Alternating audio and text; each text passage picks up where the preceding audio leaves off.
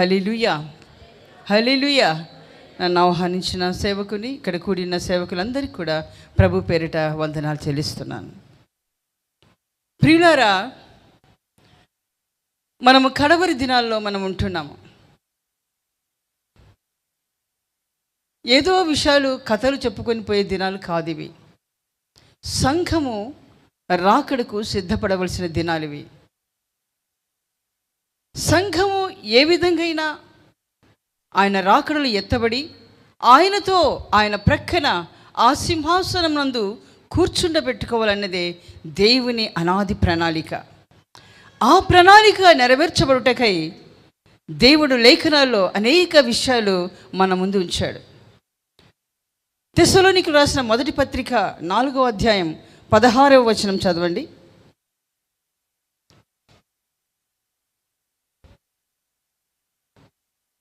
4:16.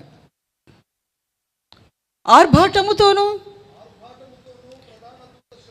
ప్రధాన దూత శబ్దముతోనూ దేవుని బూరతోనూ పరలోకము నుండి ప్రభువు దిగివచ్చును. మృతులైన వారు మొదట లేతురు. ఆ మీదట సజీవులమై నిల్చుండు మనము వారితో కూడా ఏకముగా కొనిపోవుటకై ఆకాశ మండలమునకు మేఘముల మీద కొనిపోబడదుము. మేఘముల మీద కొనిపోబడదు కాగా చాలు. ప్రభు ఎక్కడికి వస్తున్నాడో అక్కడికి మనల్ని కొనిపోతున్నాడు. హల్లెలూయా. ఆయన మధ్యాకాశానికి దిగి వస్తున్నాడు, మనము మధ్యాకాశంలోకి ఎక్కి వెళ్ళిపోతున్నాం. అక్కడి నుంచి ఆయన మేఘముల మీద ఆ స్థలానికి, సియోనుకు, యెరూషలేముకు మనల్ని కొనిపోతాడు. హల్లెలూయా, హల్లెలూయా. చాలామంది ఈ దినాలలో మన మానవులము కదా, ఎలాగ ఎత్తబడతాం అని ఒక డౌట్, ఆలోచన కలిగి ఉంటారు. మొదటి కొరింథీయులకు రాసిన పత్రిక 15వ అధ్యాయం 52వ వచనములో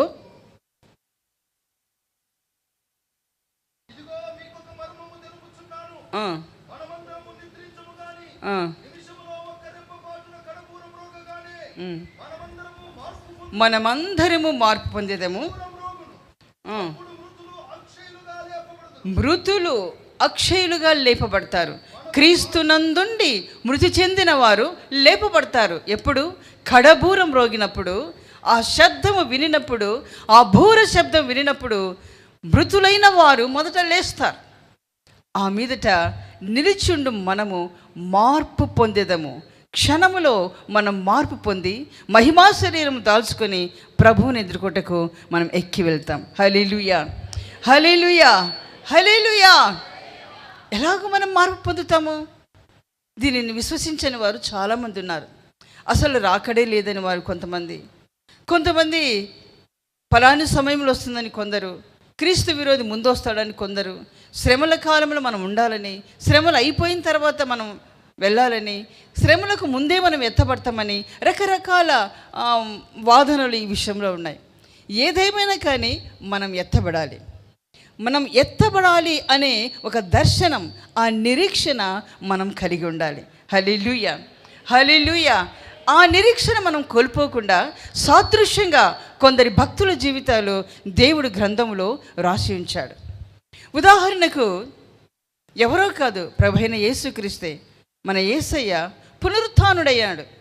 ఆయన చనిపోయి 3 దినములు పాతిపెట్టబడి 3వ దినమున ఆయన పునరుత్థానుడై ఆ సింహాసనమునకు కొనిపోబడ్డాడు. హల్లెలూయా. అంటే మనకు ఆయన అన్ని విషయంలో మాదిరి. ఆయనను పోలి మనం నడుచుకుంటున్నాము. మనకు ముందుగా ఆయన నడిచి వెళ్ళాడు. ఆయన అడుగు జాడల్లో మనం నడవాలి. అడుగు జాడలో నడుస్తున్న మనము ఆయన పునరుత్థానుడైనట్లుగా మనము కూడా పునరుత్థానం చెందుతామనే ఒక నిరీక్షణ, విశ్వాసం మనకు అవసరం. హల్లెలూయా. యేసయ్య పునరుత్థానుడై ఎత్తబడ్డాడనే విషయం ఎంతమంది విశ్వసిస్తున్నారు మీలో? హల్లెలూయా. ఆయన 3వ దినం లేచాడు, మహిమా శరీరం దాల్చుకొని వెళ్ళిపోయాడు ఆయన. రేపటి దినమున అదే జరగబోతుంది. సంఘములో మృతి చెందిన వారు మొదట లేస్తారు. నిలిచున్న మనము ఈ రాత్రి ప్రభు రాకడ వస్తే సమాధిలో పాతి పెట్టబడిన వారు, ప్రభువునందు నిద్రించిన వారు లేస్తారు. మనం చూస్తూ ఉంటాము, మనము కూడా క్షణములో మారిపోతాం. మన మహిమా శరీరం దాల్చుకొని మనం కూడా ఎత్తబడతాం. హల్లెలూయా, హల్లెలూయా. ఈ నిరీక్షణతోనే మనము ఈ యాత్ర చేయాలి. ఈ నిరీక్షణ లేకుండా మనం ఈ యాత్రలో ముందుకు సాగలేం. ఒకవేళ చేసినా వ్యర్థమైపోతుంది. మనకు ఈ నిరీక్షణ అవసరం.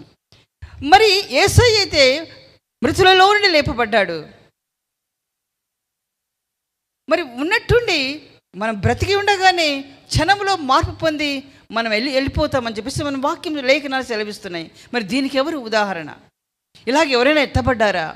లేఖనాలు ఎవరైనా వెళ్ళారా అని మనం పరిశీలిస్తే, అమాయకత్వపు కాలములో, మొదటి కాలంలోనే అమాయత్వపు కాలములో హానోకు భక్తుడు ఆయన ప్రభుతో నడుస్తూ ఉన్నాడంట. దేవునితో నడుస్తూ ఉన్నాడు. దేవునికి ఇష్టడుగా ఉన్నాడంట. ఆయనంటే దేవునికి ఇష్టమైపోయింది. ఆయన విడిచిపెట్టలేకపోతున్నాడు దేవుడు. హానోకు కూడా దేవుని విడిచి ఉండలేకపోతున్నాడు. అంతగా వారి మధ్యలో ప్రేమ, ఐక్యత, ఇష్టం ఏర్పడింది. హల్లెలూయా.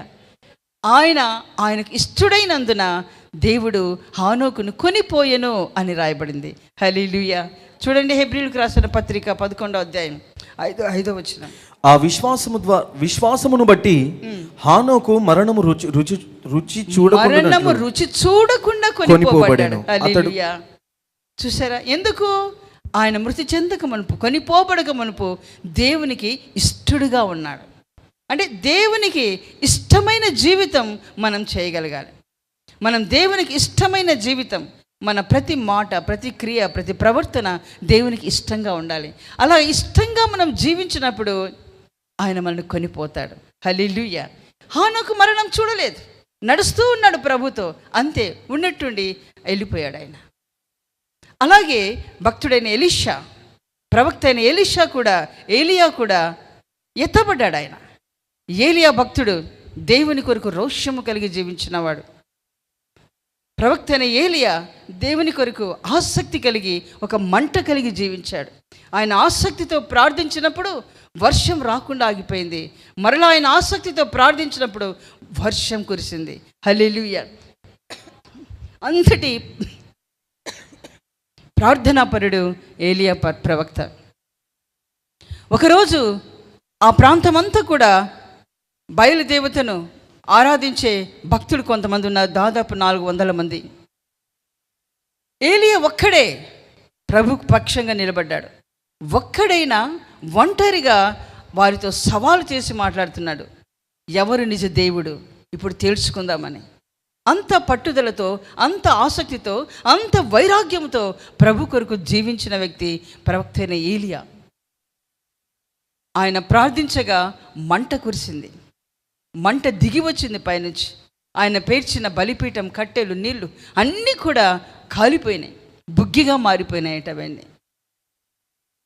అప్పుడు ప్రజలందరూ కూడా యెహోవాయే దేవుడు, యెహోవాయే దేవుడని అరిచారు. అలాగున్న దేవుని నిరూపించిన వాడు ప్రవక్తలని ఏలియా. ఆయన కొరకు రోషము కలిగి, మంట కలిగి జీవించాడు. అందుకే ఆయనను కొనిపోవుటకు దేవుడు అగ్నిరథములను పంపించాడు. హల్లెలూయా. అగ్ని రథములు వచ్చి ఏలియాని కొనిపోయాయి. ఎలీషాతో మాట్లాడుతూనే ఉన్నాడు. ఎలీషా అంటున్నాడు, నీలో ఉన్న ఆత్మ నాకు 2 పాలుగా నా మీదకి రావాలి అని కోరుకుంటున్నాడు. నన్ను చూస్తే, నేను కొనిపోబడుతున్నప్పుడు నన్ను చూడగలిగితే ఆ ఆత్మ నీ మీదకి వస్తుందని ఏలియా ప్రవక్త అన్నాడు. అలాగే చూశాడు ఎలీషా భక్తుడు. అగ్ని రథములు వచ్చి ఏలియాని కొనిపోయినాయి. హల్లెలూయా. కాబట్టి రేపు దినమున మృతులైన వారు మొదట లేస్తారు. సజీవులుగా నిలిచిండు మనము మార్పు పొందుతాం. క్షణములో మనం మార్పు పొంది మనం ప్రభు రాకలో ఎత్తబడతాం. హల్లెలూయా. కాబట్టి దీనిని మనం విశ్వసించాలి.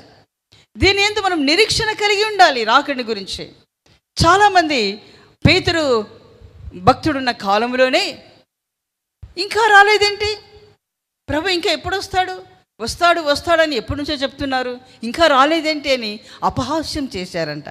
చూడండి, పేతురు రాసిన 2వ గ్రంథం 3వ అధ్యాయం 3, 4 9 వచనాలు. అంత్యదినములలో అపహాసకులు అపహసించుచు వచ్చి తమ స్వకీయ దురాశల చొప్పున నడుచుకొనుచు ఆయన రాకడను గుర్చిన వాగ్దానం ఏమాయను, పితరులు నిద్రించినది మొదలుకొని సమస్తమును సృష్టి ఆరంభమున్నట్టే నిలిచి ఉన్నదే అని చెప్పుదురని మొదట మీరు తెలుసుకొనవలెను. ఏలయనగా పూర్వము నుండి ఆకాశముండెననియు నీళ్లలో నుండి నీళ్ల వలనను సమకూర్చబడిన భూమియు దేవుని వాక్యము వలన కలిగెననియు. అంత్య దినములలో అపహాస్యకులు అపహసించుచూ వచ్చి అపహసిస్తున్నారంట, ఎగతాళి చేస్తున్నారు. ఏమైంది? ప్రభు వస్తారన్నారు, ఇంకా రాలేదే, ఇంకా ఎప్పుడొస్తాడు అని హేళన చేస్తున్నారు. ఈ హేళన బట్టి చాలామంది విశ్వాసులు నిరీక్షణ కోల్పోతున్నారు. నిజమే కదా? వారి మాటలు, వారి హేళన మాటలు విన్నప్పుడు చాలామంది బలహీనులై ఆత్మీయ జీవితంలో దిగజారిపోతున్నారు. వారికి ఉన్న విశ్వాసాన్ని, వారికి ఉన్న నిరీక్షణను కోల్పోతున్నారు. అయితే మనం అలా కోల్పోకూడదు. అలా కోల్పోకుండా నిమిత్తం ప్రభువు సాదృశ్యంగా మన ఎదుట భక్తులను ఉంచాడు. హల్లెలూయా, హల్లెలూయా. అయితే ఎందుకు ప్రభు ఆలస్యం చేస్తున్నాడు అని క్రింద రాయబడింది 9వ వచనంలో. మనం ఇంకా కొందరు ఆలస్యమని ఎంచుకున్నట్లు ప్రభువు తన వాగ్దానమును గూర్చి ఆలస్యము చేయువాడు కాడు గాని ఎవడును నశింపకూడదని ఇచ్చయింపక ఆయన ఆలస్యం చేస్తున్నాడు. మనం ఇంకా పరిపూర్ణం కాలేదని, ఆయన రాకడలో మనం ఇంకా ఎత్తబడడానికి సిద్ధంగా లేవని ప్రభు ఆలస్యం చేస్తున్నాడు. ఈ ఆలస్యాన్ని మనం నిర్లక్ష్యంగా మార్చకుండా, ఈ ఆలస్యాన్ని బట్టి మనము వెనకబడిపోకుండా, దిగజారిపోకుండా, దేవుని మన పట్ల దీర్ఘశాంతము కలిగి ఆయన ఎదురు చూస్తుండగా మనము కూడా ఆయన రాకడి కొరకు దినదినము ఆసక్తితో ఎదురు చూడవలసిన వారమై ఉన్నాము. హల్లెలూయా. ఆనాడు అనాది కాలంలో, నోవహు కాలంలో కూడా నోవహు ప్రజలకు బోధించాడు. వర్షం వస్తుందని ప్రభు చెప్పాడు, దేవుడు చెప్పాడు నాకు. ఆ వర్షం 40 రాత్రి పగలు కురుస్తుందట. ఈ భూమి మొత్తం నాశనం చేయబోతున్నాడు దేవుడు. దయచేసి మీరు దేవుని యందు భయభక్తులు కలగండి, దేవుని మార్గంలోనికి రండి అని ఎంతో బోధించాడు. ఎంత బోధించినా ఎవరు ఆయన మాటకు లోబడలేదు. ఎగతాళి చేయడం మొదలుపెట్టారు. మేము పుట్టినది మొదలుకొని, ఈ భూమి పుట్టినది మొదలుకొని ఇంతవరకు వర్షమే లేదు, ఈయనేదో కొత్తగా చెప్పాడంట దేవుడు, ఓడ చేసుకోమన్నాడంట, అందులో ఎక్కమన్నాడంట, పిచ్చోడు ఈయన అని ఆయన ఎగతాళి చేసి అవమానకరంగా మాట్లాడి ఒక్కరు కూడా ఆయన మాటకు లోబడలేదు. ఎంతో జనాభా ఉంది ఆ దినాల్లో, ఒక్కరు కూడా ప్రభు మాట, నోవహు మాటకు లోబడలేదు. ఆ కుటుంబం మాత్రమే ఓడలో చేర్చబడింది. ఓడలోకి ఆ కుటుంబం వెళ్ళిపోయిన వెంటనే దేవుడే ఆ ఓడకు తాళం ఇచ్చారు.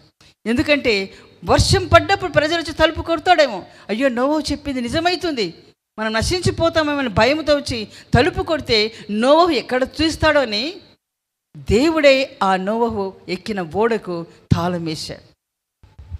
అంతే, వర్షం 40 రాత్రింపగలు కురిసింది. ఆకాశపు తూములను దేవుడు విప్పాడట. రాత్రింపగలు వర్షం ధారగా కురిసింది. భూమి మొత్తం నాశనం అయిపోయింది, ప్రజలు నాశనం అయిపోయినారు, కొండలు లోయ అన్నీ నిండిపోయినాయి. ఎక్కడ అడుగుపెట్టడానికి స్థలం లేదు, ఇంకా ఎవరు లేరు, మొత్తం నాశనం అయిపోయినారు. ఒక్క కుటుంబం మాత్రమే కాపాడబడింది. హల్లెలూయా. ఒకటే కుటుంబం రక్షణ పొందిన, నీతిమంతులుగా జీవించిన, దేవుని మాటకు లోబడి దేవుని మాటను విశ్వసించిన ఆ ఒక్క కుటుంబాన్ని దేవుడు కాపాడాడు. హల్లెలూయా. ఈనాడు మనము, ఆనాడు ప్రజలు ఆ వాక్కులను దైవ సేవకుడు బోధించినప్పుడు వినకుండా తృణీకరించి అవమానంగా మాట్లాడినారే, అలాగూ మనం మాట్లాడకూడదు. దేవుని సేవకుని నోటి నుండి వస్తున్న ప్రతి వాక్కును మనం అంగీకరించి భయముతో వణుకుతో ఆయన రాకడి కొరకు మనం సిద్ధపడాలి. హల్లెలూయా, హల్లెలూయా, హల్లెలూయా. ప్రియులారా, రాకడికి కావలసిన సూచనలన్నీ మనము వింటున్నాము, చూస్తున్నాం.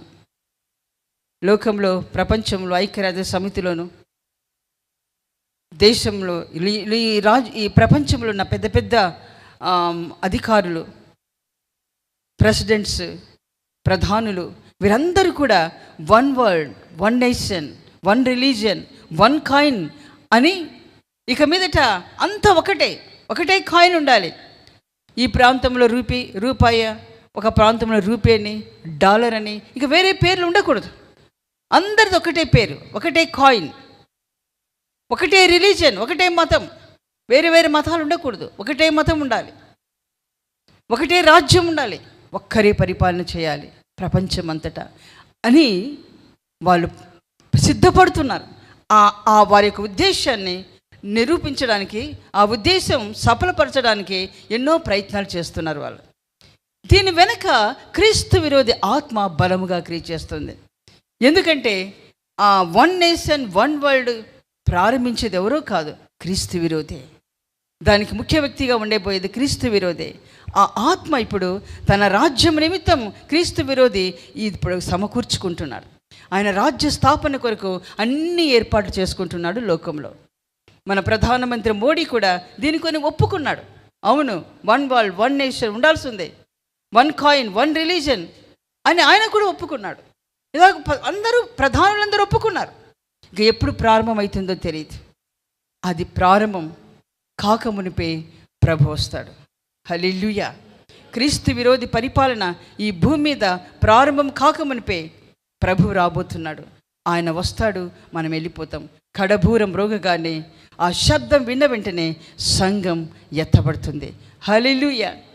కడబూర శబ్దమునే వినినప్పుడు నీ రూపమునే ధరించెదను. కడబూర శబ్దమునే వినినప్పుడు నీ రూపమునే ధరించెదను. ఈ మంటి పోలిక రూపాంతరము, ఈ మంటి పోలిక రూపాంతరము మట్టి మహిమగల శరీరముగా మారబోతుంది. ప్రియులారా, మహిమగల శరీరంగా మార్చబడబోతుంది. మనం ఆయన వలె మారబోతుంది. నిరీక్షణతో చూద్దాము. ఆమేన్. హల్లెలూయా.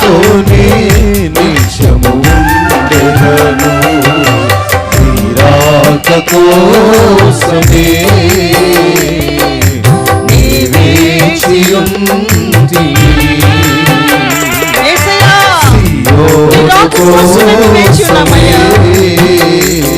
నిరీక్షణ ఎదురు చూస్తున్నాం.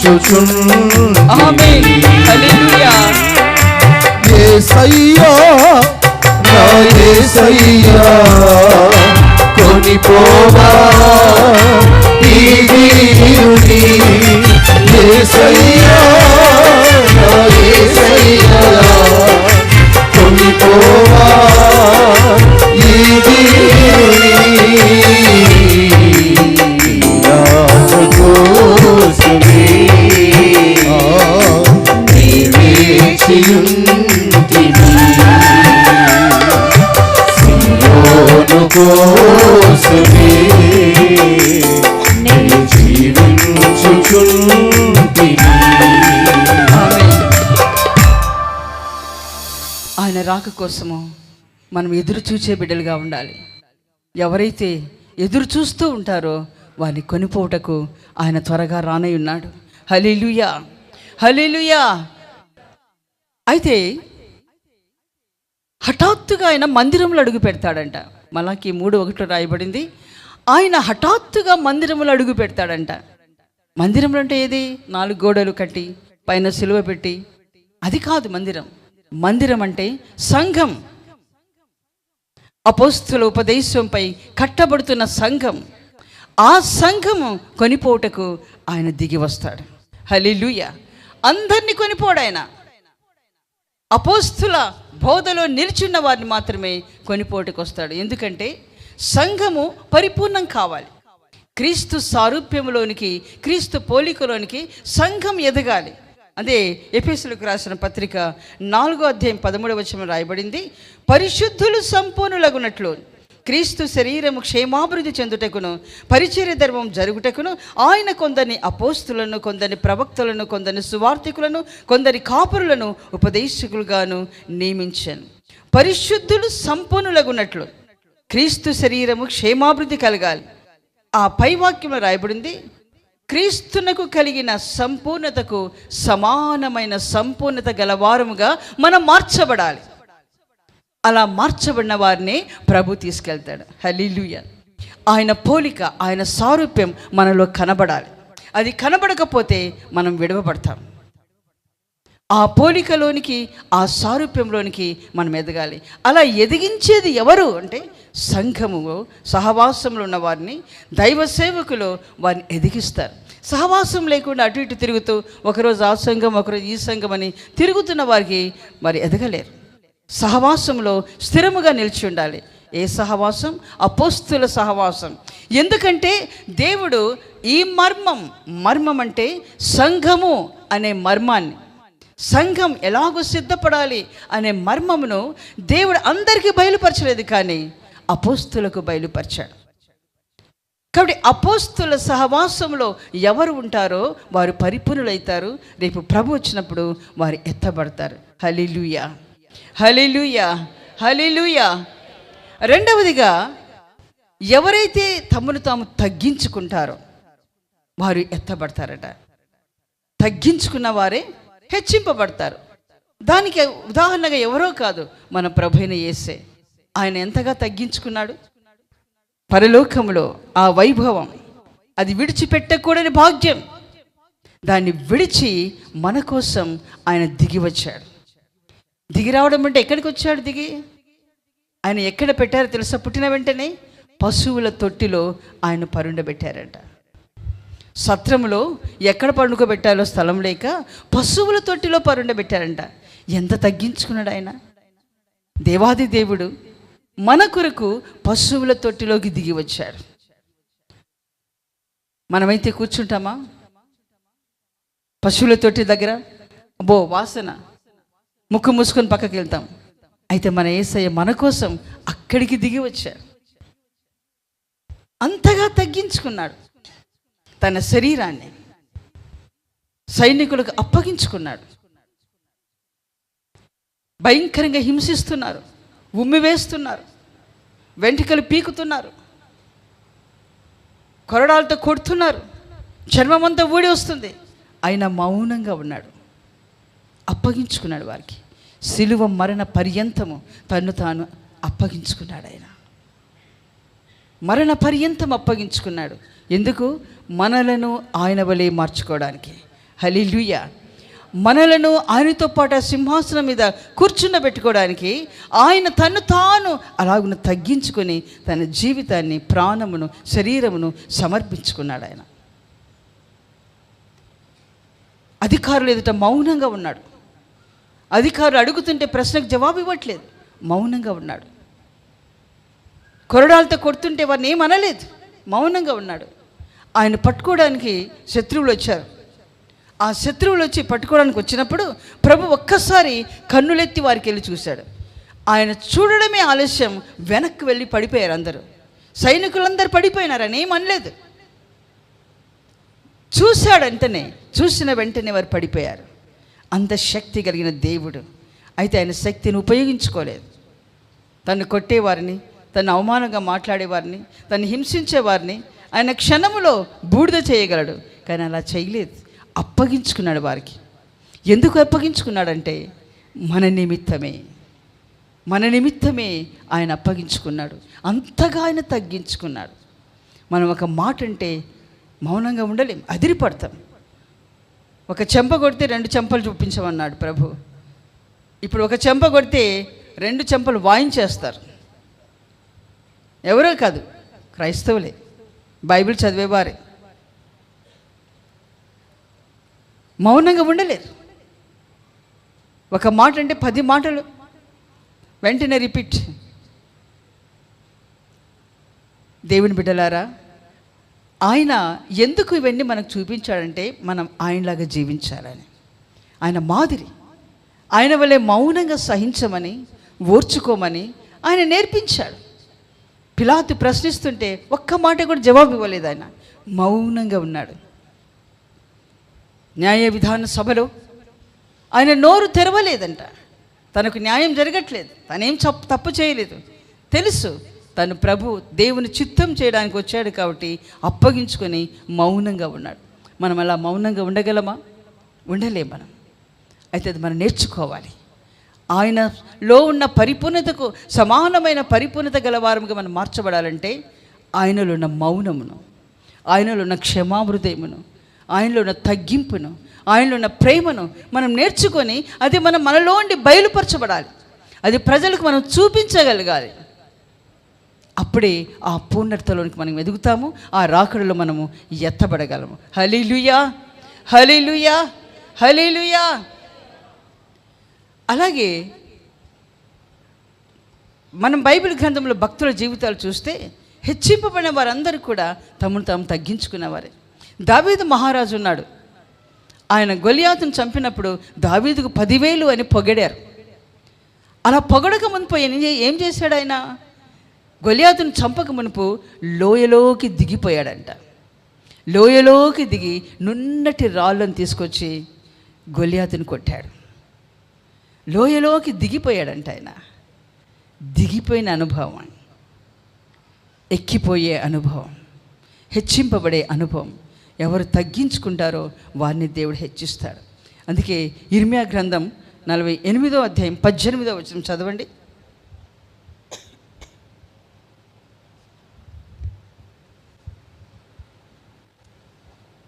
దీబోనులో ఉన్నదానా, దీబోనులో ఆసీనురాలై ఉండుదానా, మోయాబును పాడు చేసిన వాడు నీ మీదకు వచ్చుచున్నాడు, నీ కోటలను నశింప చేయుచున్నాడు.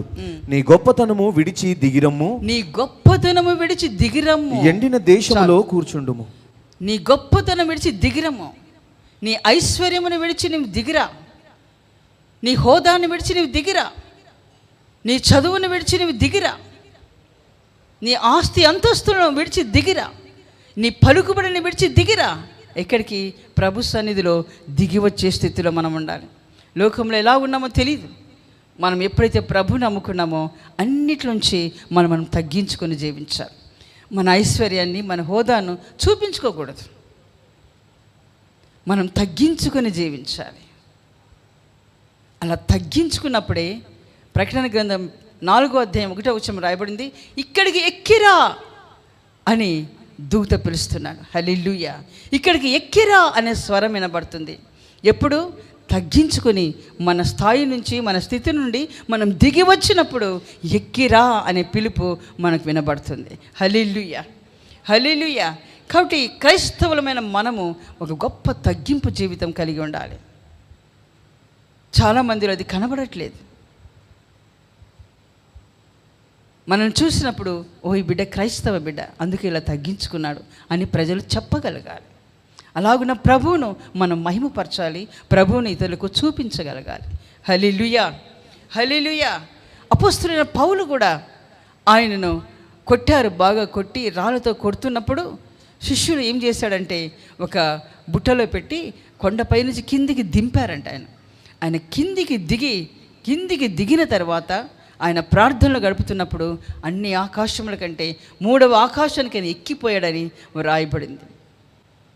కొరింథీయులకు రాసిన 2వ పత్రిక 11వ అధ్యాయం చివరి వచనం, 12వ అధ్యాయం మొదటి భాగంలోనే రాయబడింది. ఆయన దిగిపోయాడు.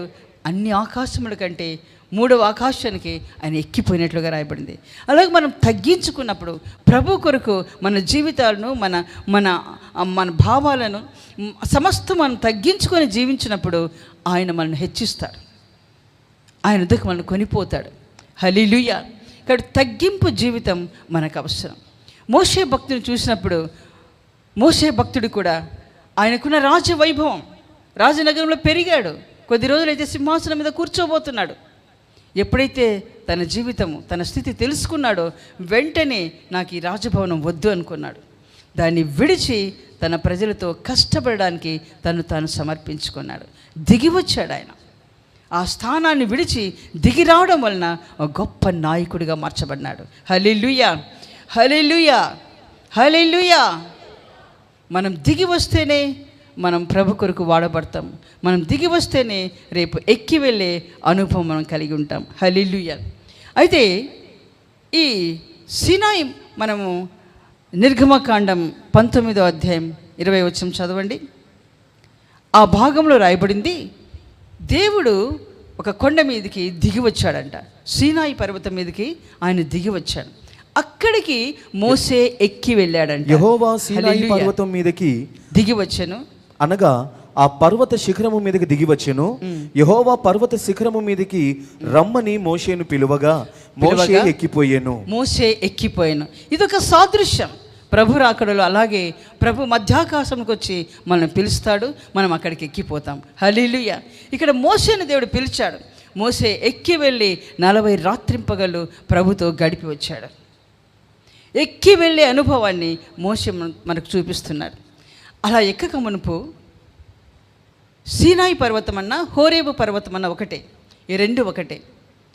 మనము కీర్తనలు 116 అధ్యాయము 19వ వచనం చదివితే అక్కడ సీనాయి హోరేబు రెండు ఒకటని మనం గుర్తించగలుగుతాం.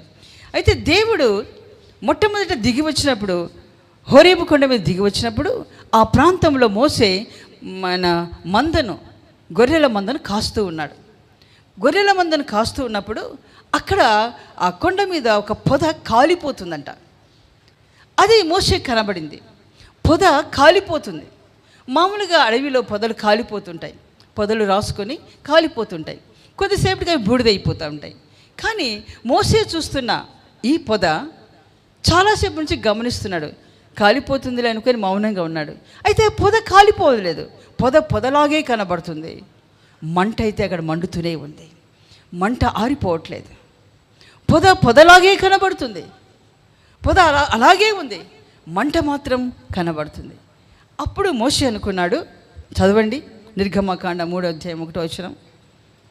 ఆ మంటను చూసి ఇదేంటి పొద కాలిపోవట్లేదు, మంట మండుతూ ఉంది, ఇదేమిటో వింతగా ఉంది, దీన్ని తెలుసుకోవాలని అక్కడికి ఎక్కి వెళ్ళాడు. మోషే మిద్యాను యాజకుడైన యిత్రో అను తన మామ మందను మేపుచు ఆ మందను అరణ్యము అవతలకు తోలుకొని దేవుని పర్వతమైన హోరేబుకు వచ్చెను. ఒక పొద నడిమిని అగ్నిజ్వాలలో యెహోవా దూత అతనికి ప్రత్యక్షమాయెను. అతడు చూచినప్పుడు అగ్ని వలన ఆ పొద మండుచుండెను, గాని పొద కాలిపోలేదు. అప్పుడు మోషే ఆ పొద ఏల కాలిపోలేదో నేను ఆ తట్టు వెళ్ళి ఈ గొప్ప వింత చూచెదను అని అక్కడికి వెళ్ళాడు. హల్లెలూయా. మోసేను అక్కడ ఆకర్షించింది ఏమిటంటే ఆరిపోని మంట, కాలిపోని పొద కాలిపోవట్లేదు, మంట మండుతూనే ఉంది. ఎందుకు ఇలా జరుగుతుంది? ఆయన రోజుకు ఎన్నో చూస్తుంటాడు అడవిలో. పొద కాలిపోతుంది, మంట ఆరిపోతుంది, కానీ ఇదేంటి పొద కాలిపోవట్లేదు, మంట మండుతూనే ఉంది, ఇది చాలా వింతగా ఉంది, ఇదేమిటో చూద్దామని పైకి వెళ్ళిపోయాడట. అక్కడికి వెళుతున్న సమయంలోనే దేవుని స్వరం అక్కడ వినబడింది. మోసే మోషే అని పిలిచాడు. ఇది పరిశుద్ధ స్థలం, నీ చెప్పులు విడిచిరా అని పిలిచాడు. మోషేను ఆకర్షించింది మంట, ఆరిపోని మంట. ఆ మంటను బట్టి అక్కడికి వెళ్ళిపోయాడు. దేవుని ప్రజలారా, మనలో ఒక మంట మండుతూ ఉండాలి. ప్రభుని గురించి ఆసక్తి విషయంలో మాంద్యులు మీరు కావద్దు అంటున్నాడు. ఆత్మయందు తీవ్రత కలిగి ఉండండి అంటున్నాడు. ప్రభువుని గురించిన మంట మన గుండెల్లో ఆరిపోకూడదు, చల్లారిపోయిన స్థితిలో మనం ఉండకూడదు. ఎల్లప్పుడూ ఆ మంట మనలో రగులుతూనే ఉండాలి. హల్లెలూయా, హల్లెలూయా. మంట చల్లారిపోతే దేవుని నోట్లోంచి మనం ఉమ్మివేయబడతాం. మంట చల్లారకూడదు, ఆ మంట మండుతూనే ఉండాలి. ఆ మంటను బట్టి మోషే అక్కడికి వెళ్ళాడు. మనలో మండుతున్న మంటను బట్టి ప్రజలు దేవుని సన్నిధికి వస్తారు. హల్లెలూయా. ఆ మంట ఏమిటో కాదు, ప్రేమ, మొదటి ప్రేమ నుండి మనం తొలగిపోకూడదు. ఆ మొదటి ప్రేమలో అంతం వరకు మనం నిలిచి ఉండాలి. ఆ ప్రేమను కొంతమంది, చాలా కుటుంబాలు మనం చూస్తుంటాం, ఇబ్బందులు, ఇరుకులు, ఎన్నో శ్రమలు వారిని వెంటాడుతుంటాయి, కొట్టబడుతుంటారు. అయినా దేవునికి సన్నిధికి వారు దూరం కారు, దేవుని ప్రేమ నుండి వారు దూరం కారు, దేవుని విడవరు, వాళ్ళు ఆయన వెంబడిస్తూనే ఉంటారు. అలాంటి వారిని చూసినప్పుడు ఇదేంటి, అదొక వింత, ఇంత సమస్యలు, ఇంత వేదన, ఇన్ని శ్రమలు వీళ్ళని వెంటాడుతున్నా ఇంకా వాళ్ళు ప్రభుని వదిలిపెట్టట్లేదంటే కారణం ఏమిటి? అయినా వారి హృదయంలో, వారి ముఖంలో చిరునవ్వు, వారు ఎప్పుడు దుఃఖపడినట్లుగా, సనిగినట్లుగా కనబడట్లేదు, చిరునవ్వే కనబడుతుంది. దాన్ని బట్టి ఇబ్బందుల్లో కూడా వీరింత సంతోషంగా ఉన్నారంటే ఇదేదో ఆశ్చర్యంగా ఉంది. మేము కూడా వెళ్దాం, మనము కూడా వెళ్ళి ఆ అనుభవాన్ని అనుభవిద్దాం అనే ఆశతో అనేకులు మిమ్మల్ని వెంబడించే అవకాశం ఉంది. ఎప్పుడు మీలో ఉన్న మంట, మీలో ఉన్న దేవుని ప్రేమ చల్లారకూడదు. క్రీస్తు ప్రేమ నుంచి నన్ను ఎడబాపగలవాడు ఎవడు అని అపోస్తలుడైన పౌలు మాట్లాడుతున్నాడు. అది శ్రమ అయినా, అది మరణమైనా, అది కొండలైనా, లోయలైనా, ఎత్తైనా, ఏదైనా సరే, ఏ ఉపద్రవమైనా సరే నన్ను క్రీస్తు ప్రేమ నుంచి ఎడబాపలేవు అని చెప్పేసి సవాల్ చేసి మాట్లాడుతున్నాడు అపోస్తలుడైన పౌలు. హల్లెలూయా, హల్లెలూయా. అలాగున మనము ఈ కడవరి దినాల్లో మనం జీవించాలి, ఆ ప్రేమ కొరకు జీవించాలి. ఎఫెసీయులకు రాసిన పత్రిక 3వ అధ్యాయం 18వ వచనం రాయబడింది.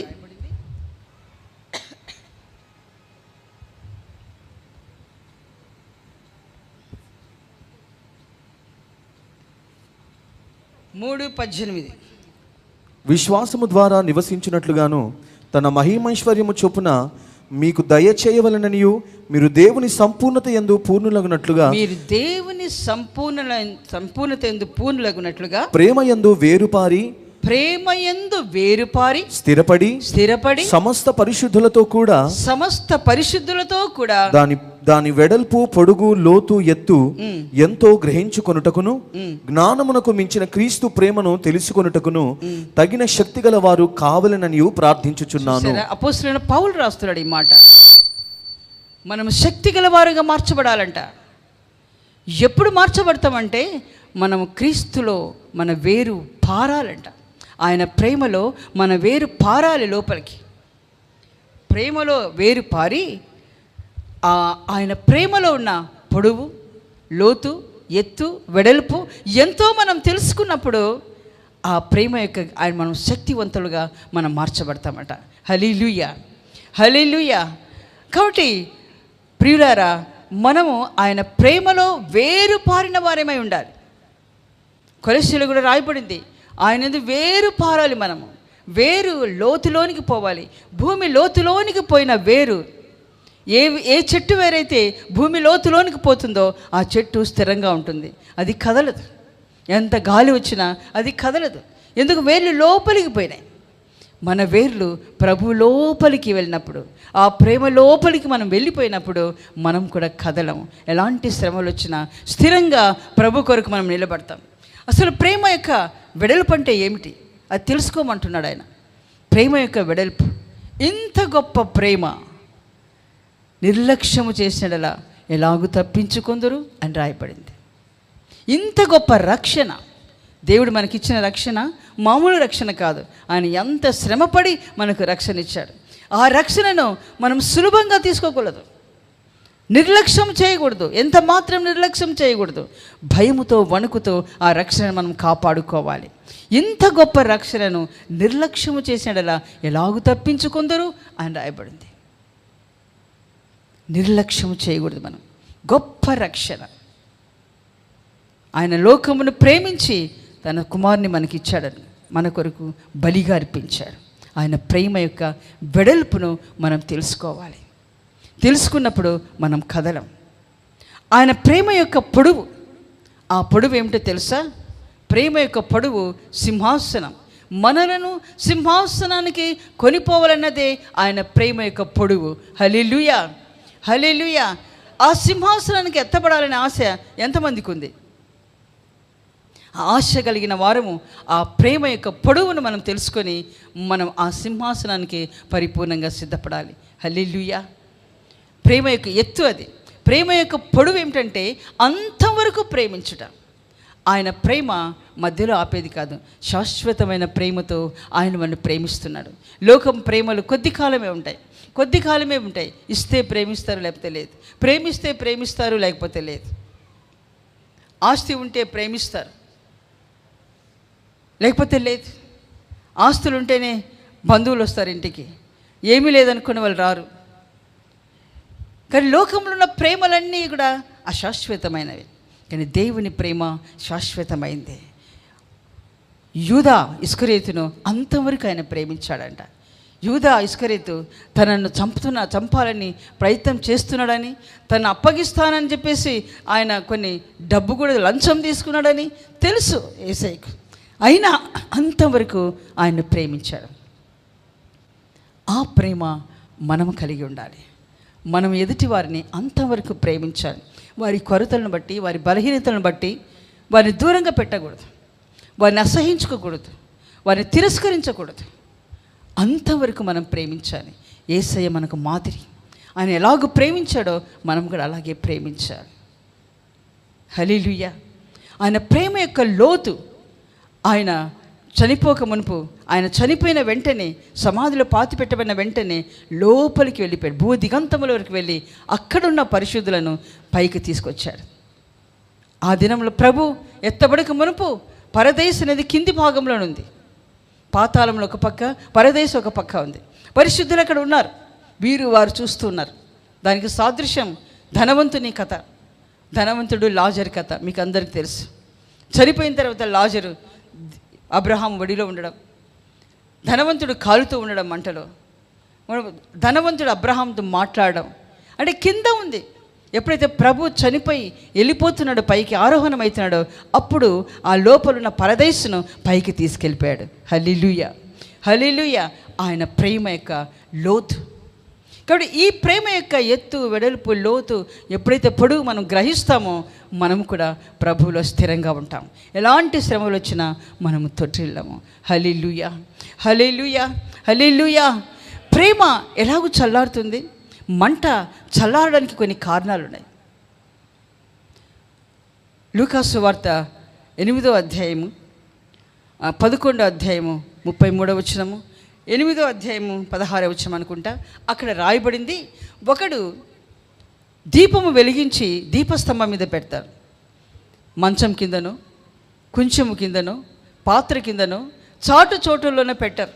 ఎందుకంటే అక్కడ పెడితే కనబడదు, వెలుగు కనబడదు, ఆరిపోతుంది. ఆరిపోకుండా దీపము వెలుగు ప్రకాశించాలంటే దీపస్తంభం మీదనే పెట్టబడాలి. అయితే కొంచెం కింద పెట్టకూడదు. కొంచెం అంటే ఏంటి? కొలత. అది కొలత, సేరు అంటారు, కొలిచేది. ఆ కొలిచే అనుభవాలు మనలో ఉండకూడదు. అంటే వాళ్ళిట్లా, వీళ్ళిట్లా, వాళ్ళు అలా చేశారు, వీళ్ళు ఇలా చేశారు, వీళ్ళు మంచోళ్ళు కాదు, వాళ్ళు మంచోళ్ళు కాదు అని చెప్పడమే, ఒకరి గురించి చెప్పడమే దాన్నే కొలిచే అనుభవం అంటారు. అలా కొలిచే అనుభవంలో మనం ఉంటే మన వెలుగు ప్రకాశించం, మనం చీకటిలో ఉన్నామని అర్థం. ఒకరోజు ఒక విందు జరుగుతుంది. విందులో అందరు వరుసగా కూర్చున్నారు. వడ్డించేవారు వడ్డిస్తూ పోతున్నారు. అలా వడ్డిస్తూ ఉన్నప్పుడు గుడ్లు వడ్డిస్తున్నారట. ఒక వ్యక్తికి, అందరికీ ఒకటే గుడ్డు వేస్తున్నారు. ఉన్నట్టుండి ఒక వ్యక్తికి 2 గుడ్లు వేసి ఆయన వెళ్ళిపోయాడు. మరి చెయ్యి జారి పడిందో లేకపోతే ఎందుకు పడిందో తెలియదు, 2 గుడ్లు పడ్డాయి. తక్కిన వారందరికీ ఒకటే గుడ్డు పడింది. అప్పుడు ఈ 2 గుడ్లు పడ్డ ఆయన సంతోషంగా తింటున్నాడు. అబ్బా, నాకు 2 గుడ్లు పడ్డాయని సంతోషంగా తిన్నాడు. పక్కన కూర్చున్నాడే, నాకు ఒకటే గుడ్డు, ఆయనకు 2 గుడ్లు, నాకు 1 గుడ్డు, ఆయనకు 2 గుడ్లు. ఇంత పార్షాలిటీ, వీళ్ళకి భేదాభిప్రాయాలు చాలా ఉన్నాయి, ఒక్కొక్కరిని ఒక్కొక్క విధంగా చూస్తారు అని సనుక్కుంటూ ఉండి తింటున్నాడు. ప్రభు వచ్చాడు. ప్రభు వచ్చినప్పుడు ఏమైంది తెలుసా? 2 గుడ్లు పడ్డాయే, సంతోషంగా తిన్నాడే, ఆయన ఎత్తబడ్డాడు. వేసిన వ్యక్తి కూడా ఎత్తబడ్డాడు. సనుక్కుంటున్నాడు చూడు, ఆ వ్యక్తి విడవబడ్డాడు. సనుగు అనేది పాతాళం నుండి వచ్చేదంట. సనుగు దేవుని బిడ్డలకు ఉండకూడదు. వారి మీద వీరి మీద ఆయాసం పెట్టుకోవడం, వాళ్ళిట్లా వీళ్ళిట్లా చెప్పడం, ఇవి మనకు ఉండకూడదు. అది ఉంటే మన వెలుగు ప్రకాశించదు, మనం చీకటిలో ఉన్నామని అర్థం, చీకటిగా మారిపోతాం మనం. అలాగే మంచం అనేది నిద్రమత్తు. మనం ఎక్కువగా మత్తులో ఉంటే మనం ప్రకాశించలేం. తిని మత్తు గలవారం అయిపోతే మనం ప్రకాశించలేం. మెలకుతో ఉండి మనం ప్రార్థించినప్పుడే మనం ప్రకాశిస్తాం, ప్రభు రాకడ ఎత్తబడతాం మనము. హల్లెలూయా. పాత్ర అనేది తిండి. ఎప్పుడు తిండి, అది తినాలా, ఇది తినాలా, ఆ మటన్, ఈ మటన్, ఆ ఫ్రై, ఈ ఫ్రై. చాలా తిండిపోతులు అంటారు కొంతమంది, తిండిపోతు అంటారు, తింటూనే ఉంటారు. ఒకరోజు యేసన్న గారు ముందు ఒక అబ్బాయి కూర్చున్నాడంట. కూర్చొని అంత డజన్ కాదు, ఒక పెట్టె నిండా పండ్లు పెట్టుకున్నాడంట. పెట్టుకొని దానికి బొజ్జం అంటే రంధ్రం చేసి ఆ పండ్లు తీసుకొని తింటూనే ఉన్నాడంట. మొత్తం ఆయన దిగే లోపల పండ్లన్నీ అయిపోయినాయంట తినడం పూర్తిగా. ఆయన చూసి ఆశ్చర్యపడాడంట యేసన్న గారు. తిండిపోతుడు, వాళ్ళకి ఎప్పుడు తిండి కావాలి, అది కావాలి, ఇది కావాలని అడుగుతూనే ఉంటారు, తింటూనే ఉంటారు. తిని తిని తిని తిని నిద్రపోతారు. వాళ్ళు ప్రకాశించలేరు. అలాగే చాటు చోట్లు, లోపల ఒకటి బయటకు ఒకటి, లోపల ఒకటి బయటకు ఒకటి. చాటు చోట్లు అనేది మనము బీరువాలలో ఉంటాయి. బీరువాలలో చాటు చోట్లు, ఒక లోపల డబ్బులు ఒక దగ్గర, బంగారం ఒక దగ్గర పెట్టుకుంటూ ఉంటాం. అది కనబడదు అందరికీ. బీరువా ఓపెన్ అయిన వెంటనే బట్టలే కనబడతాయి, ఇవి కనబడవు. ఎందుకంటే చాటు చోట్ల పెట్టినారు లోపల. మన హృదయంలో అలాంటి అనుభవాలు ఉండకూడదు. లోపల ఒకటి పెట్టుకొని పైకి మంచిగా praise the Lord, praise the Lord, మంచిగా ప్రైజ్ ద లార్డ్ చెప్పుకుంటాం. లోపల మాత్రము సనుక్కోవడం, గొనుక్కోవడం, లోపల ఆయాసం, వారి మీద మంచి అభిప్రాయం ఉండదు. ఇలాంటి స్వభావాలుంటే మనము ప్రకాశించలేము. మన వెలుగు చీకటిగా మారిపోతుంది. కాబట్టి ఇలాంటివి మనల్ని తొలగించుకున్నప్పుడు మనం ప్రకాశిస్తాం, మనం మండుతాం, మనం దేవుని ప్రేమను చాటగలము. అప్పుడే ప్రభు మనల్ని కొనిపోతాడు. హల్లెలూయా, హల్లెలూయా, హల్లెలూయా. తర్వాత పరిశుద్ధత. ఆ స్థలం, అడుగుపెట్టిన ఆ స్థలము పరిశుద్ధమైన స్థలం. ఇప్పుడు దేవుని సన్నిధికి వచ్చే బిడ్డలు తమ ప్రవర్తనను సరిగా చూసుకోవాలి. మోషే అంటున్నాడు, దేవుడు నీ చెప్పులు వదిలిపెట్టిరా అంటే నీ ప్రవర్తన జాగ్రత్తగా ఉండాలి. ఆయన సన్నిధిలో మనం భయభక్తులతో ఉండాలి. నిర్గమకాండం 23వ అధ్యాయంలో రాయబడింది, నీ వెంట నేను ఒక దూతను పంపిస్తున్నాను, ఆయన సన్నిధిలో నీవు భయముతో జీవించాలి. ఆయన నీకు తోడుగా ఉంటే, ఆయన సన్నిధి మనకు తోడుగా ఉంటే మన ముందు ఏ శత్రువు నిలబడలేడు. ఆయన సన్నిధి మనకు తోడుగా ఉంటే మన ముందు సముద్రమైన చీలిపోయి రహదారిగా మార్చబడుతుంది. హల్లెలూయా. ఆయన సన్నిధి మనకు తోడుగా ఉంటే మనం జయజెండాను ఎత్తగలం. ఆయన సన్నిధి మనకు తోడుగా ఉంటే మనం ఎక్కడ తొట్టిల్లం, అంతవరకు మన యాత్రను కొనసాగిస్తాం, జయజెండాను మనం ఎత్తగలము. హల్లెలూయా. కాబట్టి ఆయన సన్నిధి మనతో ఉండాలంటే మనలో పరిశుద్ధత ఉండాలి, భయభక్తులైన ఆత్మ మనకు ఉండాలి. ఆయన ఎదుట నీవు భయముతో జీవించాలి. ఆయనకు కోపం వచ్చిందా నేనేం చేస్తాడో తెలియదని రాయబడింది అక్కడ. ఆయనకు కోపం రాకుండా మనం భయభక్తులు కలిగి జీవించాలి. పరిశుద్ధత చాలా ప్రాముఖ్యమైనది. క్రైస్తవ్యం అంటేనే ఈజ్ ఈక్వల్ పరిశుద్ధత. దేవుడు అంటేనే పరిశుద్ధత. పరిశుద్ధుడే దేవుడు. పరిశుద్ధత లేని వారి దేవుడు కాదు. పరిశుద్ధత చాలా ప్రాముఖ్యమైనది. అది లేకపోతే మనం పరిపూర్ణతలోకి ఎదగలేం. తర్వాత దేవుడు దిగివచ్చిన ఆ స్థలంలో, ఎందుకు దిగివచ్చావు ప్రభు అంటే మిమ్మల్ని విడిపించుటకు. ఐగుప్తు దేశంలో నా ప్రజలు బానిసలుగా ఉండి ఎంతో వేదన అనుభవిస్తున్నారు. వారి మొరను విని నేను దిగివచ్చాను. ఎందుకు దిగివచ్చానంటే ఆ బానిసత్వం నుండి, ఆ ఐగుప్తు నుండి వారిని విడిపించుటకు, వారిని నడిపించుటకు నేను దిగివచ్చాను అంటున్నాడు. హల్లెలూయా, హల్లెలూయా. మనలో ఈ విడిపించుట, నడిపించుట అనుభవము మనము కలిగి ఉండాలి.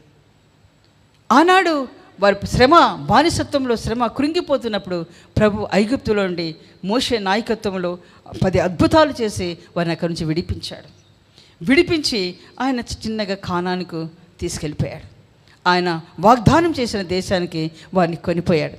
ఇప్పుడు మనకు వాగ్దానం చేయబడిన దేశం సియోన్, యెరూషలేం. అక్కడికి మనం కొనిపోబడాలి. కొనిపోబడక మునుపు మనం విడుదల పొందిన వారమై ఉండాలి. పాపము నుండి, అతిక్రమము నుండి, అపవిత్రత నుండి మనం విడుదల పొంది ఉండాలి. రక్షింపబడ్డామని అనుకుంటూనే చాలామంది పాప జీవితంలో ఉన్నారు.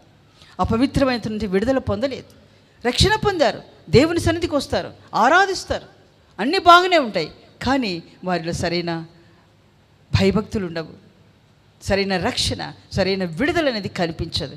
ఇంకా లోకము, లోకాశల్లో, శరీరాశల్లో, లోక ఆచారాల్లో మునిగిపోయి ఉంటారు చాలామంది. వారికి విడుదల ఇంకా కలగలేదు.